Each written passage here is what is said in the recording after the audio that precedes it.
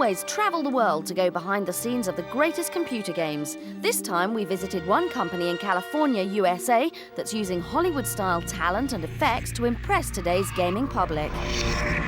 Oddworld Inhabitants is a new company which created Abe's Oddysee, voted Best PlayStation Game at the 1997 E3 trade show. After playing the game ourselves, we couldn't agree more. This was definitely a case of one software developer who wasn't playing by the rules.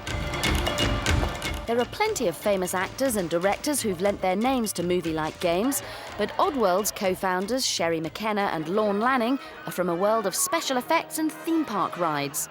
They left behind big budgets and state-of-the-art equipment because they never had full control of a project.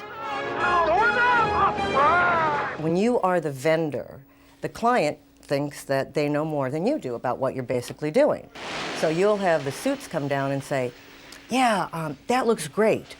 Can you make it blue? And so basically, my whole career has been spent listening to other folks tell me how to do what I'm supposed to be an expert at doing. Following on from their work together on another theme park ride at Universal Studios, Lanning convinced McKenna that the games market was somewhere they could finally keep creative control. And so Abe was born, a worker at a meat factory who becomes a little too curious for his own good. He discovers that his race, the gentle Mudokan, is about to be used for a new range of tasty snacks. So now he must escape and begin a quest to save his people from Moloch the Glutton. With 30 years of combined 3D visual effects experience between them, a highly sophisticated 2D platformer wasn't what people were expecting from this team. Most of the development community, not the game buyers, but the development community said 3D is what's going to make better gameplay. Well, they're wrong. And game players today know that they're wrong because they've got 100 games on a shelf that aren't as good as many of the games they used to play in 2D. 3D is not that important right now. Eventually we'll go 3D, but right now what's important is making better gameplay, and that's where so many people have missed it entirely. Bringing Lanning's vision to life required an unbelievable number of pre-production drawings. Up to 70 designs might have been submitted for just one element before a final model could be created to allow digitization. Because, as you've probably guessed, the best way to make 2D visuals look realistic is to model and animate them in 3D first. We don't just animate from a side view.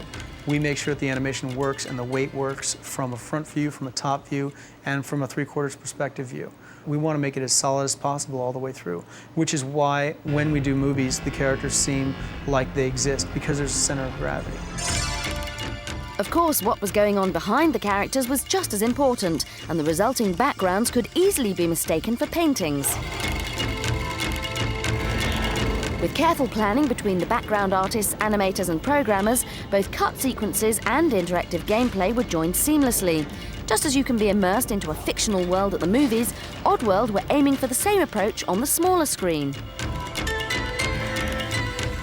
What I want to see is I want to see a rich world. I want to see Star Wars. I want to see a fantasy place. And I want to get pulled into that place, and I want to have characters in that world that are believably in that world.